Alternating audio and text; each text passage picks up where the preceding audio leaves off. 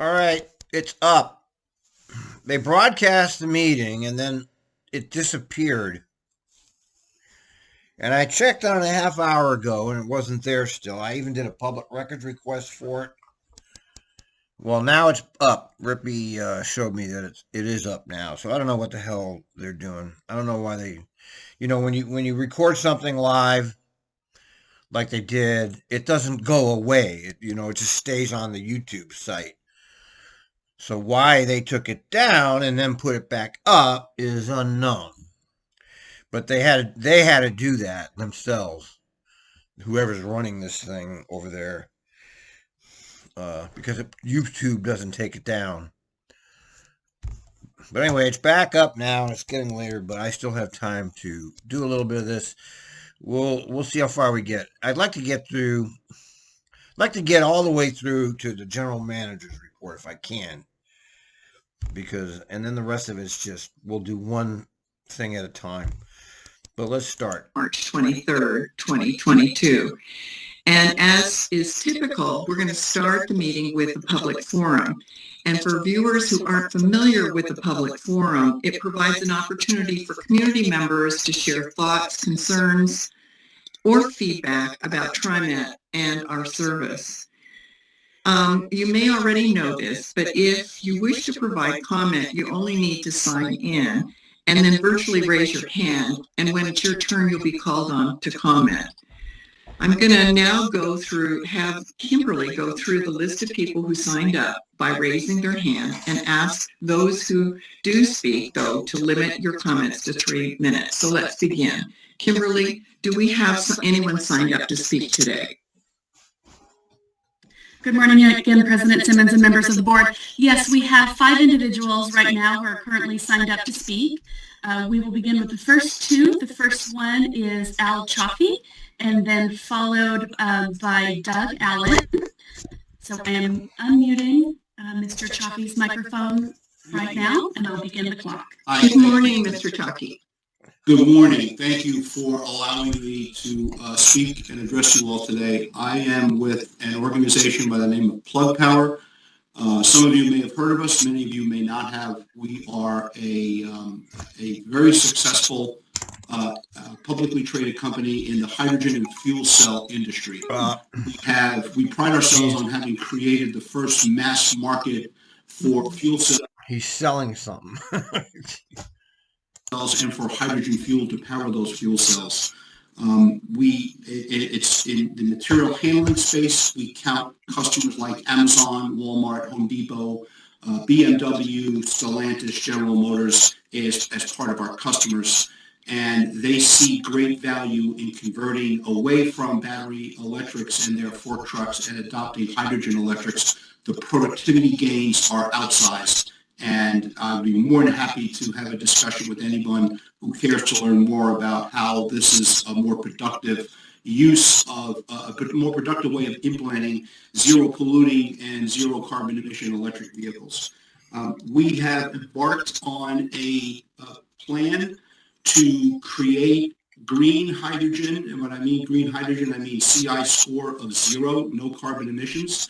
We are building hydrogen generation plants throughout the United States. We have a site that we've selected that will serve the Pacific Northwest. We use 100% green renewable electrons, solar, wind, hydro, all other forms of renewable electricity. No fossil fuels are used anywhere in our process at all. We are creating a national network. So in addition to the facilities that we would be looking to putting in the Pacific Northwest, we are also creating a national network. And that national network has the capability of, during times of force majeure or crisis or service interruptions, of being able to deliver anywhere in the United States.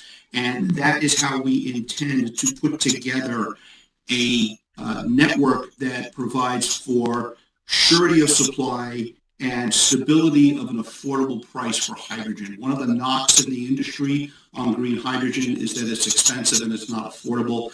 I would state with absolute conviction that we can deliver green hydrogen today at price parity with gray hydrogen. And that is an achievement that we're proud of because we believe that is the key to decarbonizing transportation applications such as transit buses. I cannot stress enough that being able to decarbonize transportation applications without the use of green hydrogen is going to prove very difficult and very disruptive to transit operations. So with that, I will conclude my remarks, and I would be more than happy to address anyone individually or collectively in understanding our green hydrogen products and how fuel cells will offer very good value. Well, that's interesting. That was a sales pitch. How does somebody do a sales pitch to TRIMET? The technocracy at TRIMET makes all the decisions about what they're going to do. There is no outside influence. They sit down at a table, all those overpaid hacks, or sit down at their houses lately, and they decide what they're going to. Now, they've already decided what they're going to do, so there's like zero chance that he's going to get any contracts. But he makes sense, doesn't he? It makes sense. Interesting. Thank you, Mr. Choffee. And what I would suggest is, why don't you send your contact information to boardtestimony@trimet.org. And if there is staff interested, they will follow up with you. I'm more than happy to do that. Thank you. Thank you. In other words, you're not getting shit from us, Mr. Choffee. Sorry. Kimberly, the next individual is? The next individual is Doug Carr, and the next individual is Doug Allen, and followed by Mr. Allen will be John Carr. Great, thank you. Mr. Allen, your microphone is now unmuted. Doug Allen's always good. Let's see. Good morning, President Simmons and directors. My issue today, can you hear me? Yes, good morning. Thank you. My issue today is tolling on I-205. Back in 2018, TRIMET participated in the Oregon Department of Transportation's Value Pricing Policy Advisory Committee, which advised the Oregon Transportation Commission on implementing tolling on I-5 and 205, is directed by the Oregon Legislature. The advisory committee was virtually unanimous in agreeing that tolling should not be implemented in any freeway corridor unless adequate alternative transit service is available.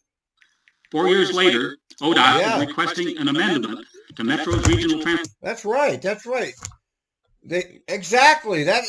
remember that. That's right. There was supposed to be alternative ways to get to downtown readily available before you started tolling, but it's not there, and it's not going to be there. Transportation plan to allow planning for tolling to proceed on I-205 ahead of regional tolling, and there is still no plan for the needed transit service.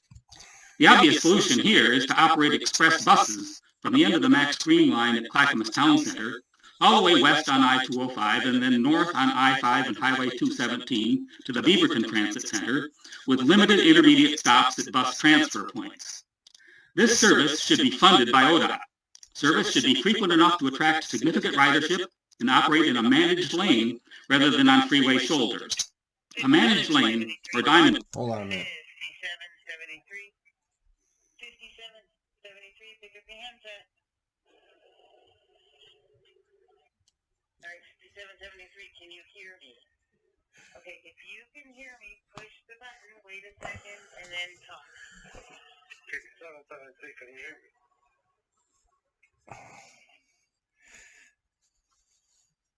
Okay, hold. 5772, TD Highway, Cedar Hills Boulevard, headed to Hillsboro. 5772, how may I assist you? I will not be picking up Owen anymore today. He's done. He's exposing himself. Owen, all right, I can't do two things at once. Lane is restricted during peak times by tolls and HOV requirements so that traffic operates reliably and fast, unlike bus on shoulder, which allows low-speed buses to bypass stop-and-go traffic. Managed lanes are the way to go if you want travel by transit to be anywhere near competitive with the private automobile.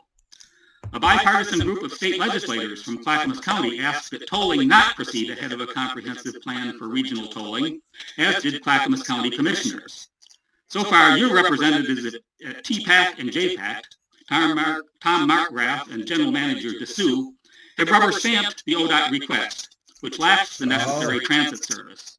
In contrast, the voting Metro councilors at JPAC and Portland Commissioner Hardesty voted against the ODOT request. Wow. As the policy-making board at TRIMET, you, the directors, need to take two actions. First, ask the Metro Council not to approve the ODOT request for an RTP amendment unless the amendment is changed to include ODOT funding for express bus operation. Second, direct your staff to develop a comprehensive freeway express bus plan in cooperation with ODOT's Office of Urban Mobility, in coordination with their regional toll program. And I might add that a similar issue is going to come up with the Interstate Bridge Replacement Program, where they're going to push for buses on shoulder. And again, you need to ask for the better solution of buses in a managed lane. Thank you very much for your time. Thank you very much. That's a good point, but unfortunately, you're talking to a group of sock puppets who don't really tell the general manager anything to do. He tells them what to do. That's good testimony, completely sensible.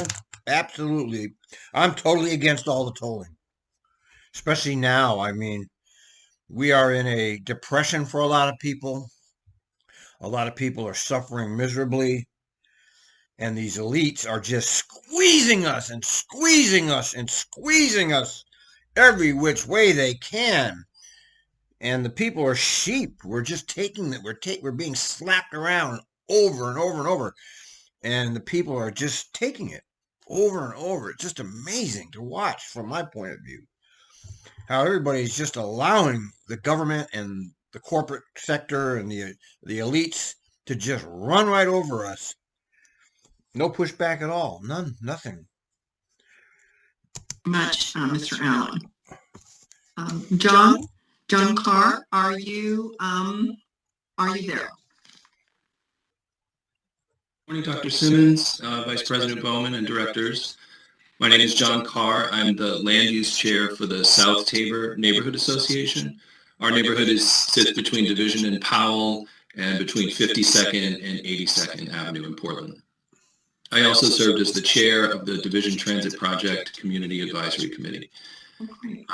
We're super excited about the Division Transit Project. Looks like it's on track to launch this fall. I know that it was a massive lift with lots of complexity and agencies involved and funding sources, but... what are you talking about? You just added some stops. And they bought some buses that, all of that wasn't necessary. I mean, all they had to do was run more buses. They didn't need to do any of that. But the crime syndicate aspect, just, they made, whoever was contracted made money on it. I mean, it's always the same story in this country. Everything functions for the benefits of the elites and nothing for the people. And this includes this. This isn't going to really change anything for anybody. It's, the 15-minute service, big deal. That's what they had already. And so the bus stops are a little bit nicer, I guess. We'll see how this thing runs. There's another TRIMET project in the Powell Division corridor that, unfortunately, is languishing. This is a complement to the Division Transit Project. What's that? It was fully funded back in 2016, What? but has yet to break ground. What? And I'm talking about the Powell Division Safety Improvements Project. This is a series of enhanced pedestrian crossings at key spots along Southeast Powell and Southeast Division, from Cesar Chavez to 151st. So while this project spans TRIMET districts 4, 5, and 6, my neighbors in South Tabor and in Foster Powell to the south of us have been paying particularly close attention because 6 of these 13 crossings touch our boundaries. These safety improvements go hand in hand with the Division Transit Project. They're essential for today's riders of the Line 9 to get to either side of Powell safely, particularly in stretches where there are not signalized crossings currently. And it's going to be critical as well for future riders of the Division FX who live and work south of Powell. Our concern is that these projects have stalled out. I'm not sure what to recommend or to ask you to do. Our neighborhood association has already broached the idea of splitting this project up so that the simpler pieces can at least get started. But I'm hoping that you can work with TRIMET leadership and staff and find a solution that lets construction on these crossings begin, at least before the division line launches this fall. So we're excited to see all the changes that are coming and hope that these safe crossings can be in place soon. Thank you so much for your time. I wonder why they didn't do that. He said it was funded in 2016 and it never got done. You know why it didn't get done? Because it's just, putting a bunch of crossings. There's no big capital project there, I suppose. It's always about the money, man.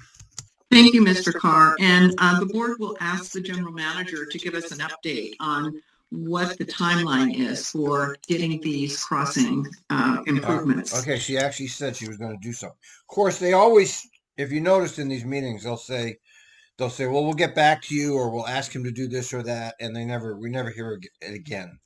Never comes back around on a board meeting. So she says she's going to do that. Whether she does it or not, who knows? But we'll never hear it again on the board meeting, is my guess, because we never hear any follow-up to anything ever again. And I've got 20 plus years experience watching this, so I know what I'm talking about. Safety crossing improvements launched. But thank you. Thank you. She did say she was going to do something, which is Kimberly, the next person. The next speaker is John Gementi and will be followed by Lee Helpin. And your microphone is now unmuted. I represent Airprox and Chemicals, a major industrial gas company that supplies hydrogen as well as the equipment. Another hydrogen seller. That's the first time I remember. There must have been other sales calls to the board. But you're wasting your time. To dispense into fuel cell electric buses. I actually reside in Newburgh, Oregon. Company headquarters is in Allentown, Pennsylvania. Now, specific to hydrogen for mobility applications, just the quick background is that Airprox is supplying about 85% of the hydrogen into the California light-duty vehicle market. We're also have about 40% of our equipment in the dispensing of the hydrogen at gas stations where we have these hydrogen refueling stations.